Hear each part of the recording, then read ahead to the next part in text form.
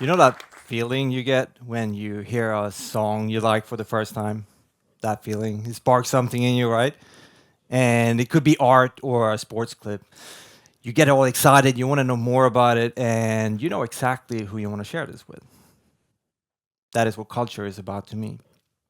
That feeling of wanting to know more and sharing it with someone. There's no logical explanation to why I would fall in love with basketball. Even less logic why I would fall in love with the subcultures connected to basketball, like hip hop or sneakers. I grew up in a small town south of Stockholm called Tungesta. There's nothing in my environment that is even remotely connected to subcultures like hip hop or the culture around basketball. There's no basketball on TV, there's no basketball in magazines, and they did not play hip hop on the radio. But that's the power of a subculture, just finds you. And I get it as a skinny white kid in Sweden. I get a very romanticized image of hip hop as it finds me in the late 80s. But that's also within the power of a subculture. Fueled by the passion of those who are creating it, it continues to develop and grow outside of its origin, regardless of how the purists and the originators might feel about that. As a teenager in Sweden in the 90s, I was all in on hip hop. Couldn't really rap though, couldn't dance either.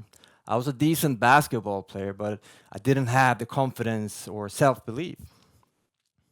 At the age around 14, I had made it into inner city team in Stockholm, one of the best teams in the country in my age group. And these kids were so much cooler than me.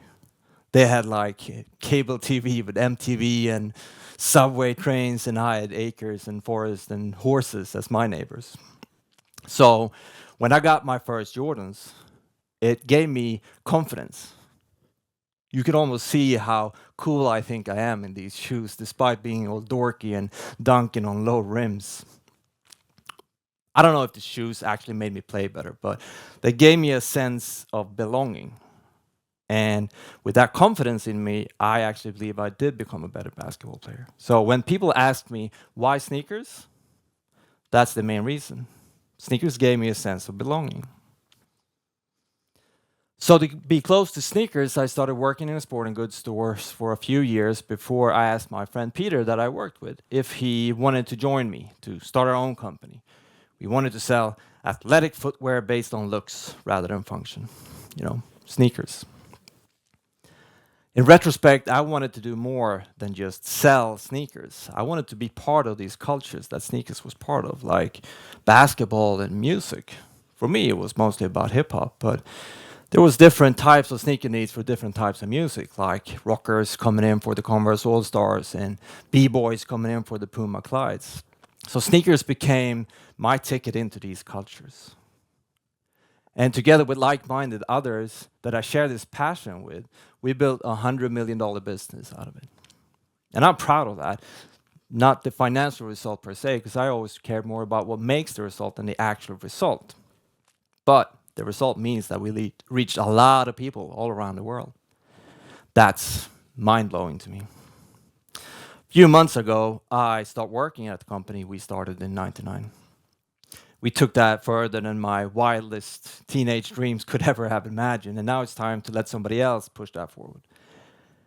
As I was stepping away, it gave me some time to reflect over why and how it worked for us. It worked because we all want to belong to something. Everyone. We want to be part of something, like a family, a group of friends, a community. And we are. We're usually part of many things, many families, or well, many group of friends. Anyway, it's in our nature. We want to be part of something bigger than ourselves because it gives us a purpose. Each group and each community have different cultures, and the bigger the group, the fewer but stronger ground rules there are to follow. Like in Sweden, you kind of have to celebrate Midsummer's Eve by dancing around a pole and eat pickled herring. It's what we do. It's in our culture. Everyone's doing it. Then you have variations of culture, or a response to culture, or an evolution, subcultures, like hip hop. Hip-hop is a response to existing music. A group of young kids from the black and brown communities in the Bronx, they took an existing music and looped it, blended, and pushed it forward to make it their own. These kids are now old. Some of them might be grumpy, talking about our subculture is so much better than this generation's subculture. I don't know. I just think they're different. But the point is that subcultures always keep on evolving. As the next generation continues to chop it up and blend it and loop it to make it theirs. So if you're building your brand around a subculture, as we did, you have to be on your toes and keep with the movement. Otherwise, you'll get outdated.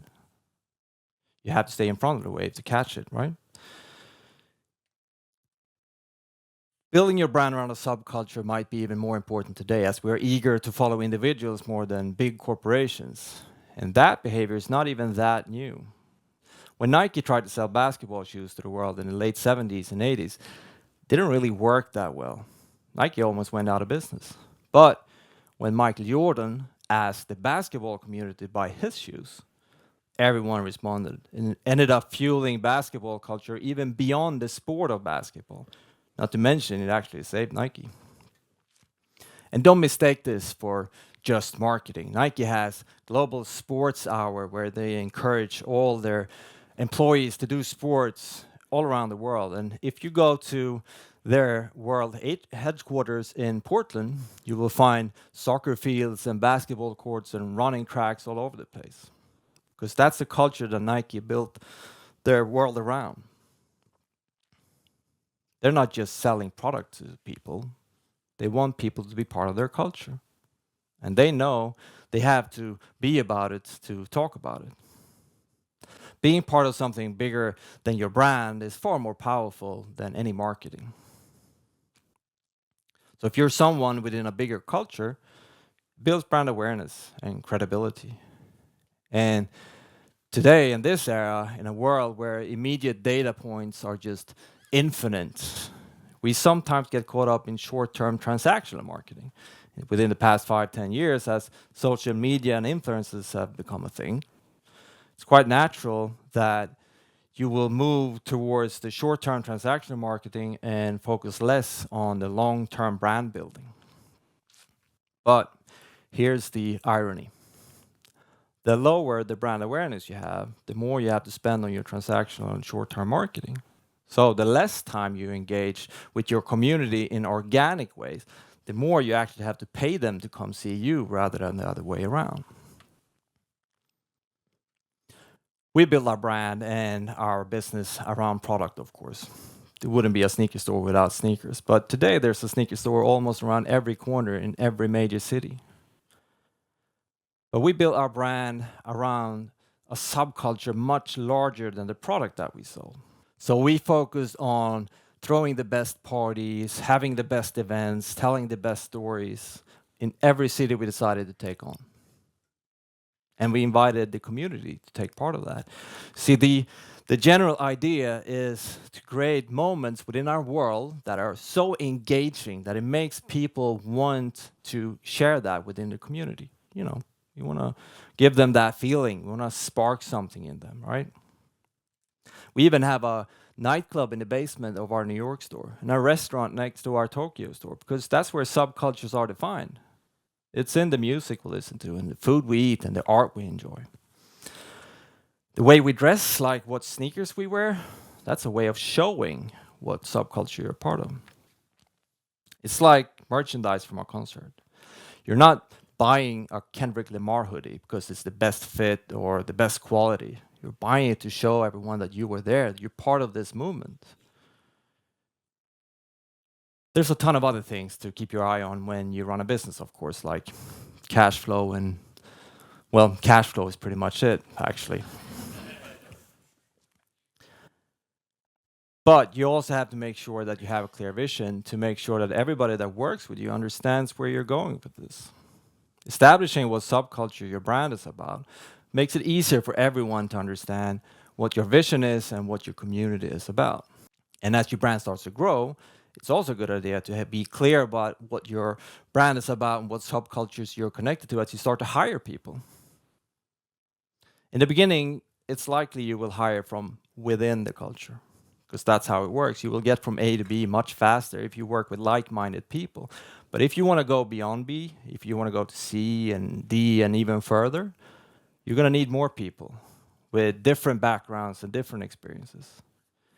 You won't get past B if you don't have diversity in your teams around you. It's like playing a basketball games with a team of 7-foot centers. Looks good on paper, but you're going to need point guards and shooting guards as well. You won't win otherwise. So when you do start to hire from outside of the culture, it is important that you establish what subculture your brand is about internally as well as externally. Just like Nike, building their brand around sports culture. Or like Ben & Jerry's. When you look at their website, they list their board of directors, and each board of director have listed their non-profitable organization or a social or environmental cause they're part of. They even have a position called Head of Global Activism, and they sell ice cream. But their brand is about something bigger than ice cream, and that has to run through the entire organization, can't just be a front. The community would see right through that. So you got to stay real and you got to keep it honest. And just like Ben & Jerry's, you have to get involved and get back and give back to the community of your subculture. It's your community. That might be the most important thing about building a brand around a subculture. I'm not talking about sending a check somewhere. I'm talking about actually being there, supporting it, listening to it. We had this billboard above our store in New York, and running up to election day in 2020, there was a lot of engagement in our community about getting everybody to vote. So we teamed up with the organization When We All Vote and asked a true New York artist, Kunle Martins, to paint this message over our billboard. You can't take part of a community without being part of a community. You got to support it. And if you want to be a leader within your community, you also need to enable others within it. If you help your community grow, you will grow with it. As young kids, when we started, we had the upper hand because we know more about the subculture than the grown-ups. So as we grow up, we kind of have to put on the next generation. So we hire young photographers, young stylists, designers, and put them on our platforms. Like this example, working with Wakas from his brand Johnny to repurpose the SNS apparel and create a beautiful and authentic campaign with it. By getting the next generation involved, they will continue to chop it up and loop it and blend it to make the subculture theirs. And that's the only way you can actually make them feel like they belong. Can't just be about selling stuff to them, because being a brand is like being a person. If you want to be part of something, you need to bring something to the table. I grew up playing basketball, and in the summers there's this outdoor court right around the corner from where we open up our store on Södermalm. That became a meeting point for me and my friends, and I also made a lot of new friends there over the summers over the shared passion for basketball. A couple of years ago, we had the opportunity to work with Stockholm City to renovate that court and make it a meeting point again. We celebrated it by arranging a classic 3-on-3 tournament. It was really moving for me to see the next generation of ballers come with the same fire and engagement and intensity as I had when I used to play that court 20, 30 years ago. And that is what marketing and brand building is all about. It's about connecting with people by creating emotions. You want to make people feel something. The emotional connection people have with their subculture is really, really powerful. So if you can bond with your community over that shared passion, that's a strong emotional connection that will outlast any hype sneaker drop. I was just a kid when we started our company. That was probably a good thing. I had a strong urge of trying to belong to something. Call it a sneaker culture, hip-hop culture, basketball culture, maybe all of them. I wanted to do more than just consume products. I didn't know how to run a business. I never went to business school, and neither did my friend Peter, who I started this with. But our passion and our drive to belong to something took us all around the world. For us, it was not just marketing.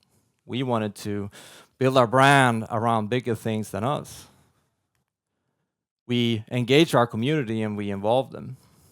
We had a clear vision. It was clear what subculture our brand was about, internally as well as externally. And that kept us real, kept us honest. We supported our community, so we grew when our community grew.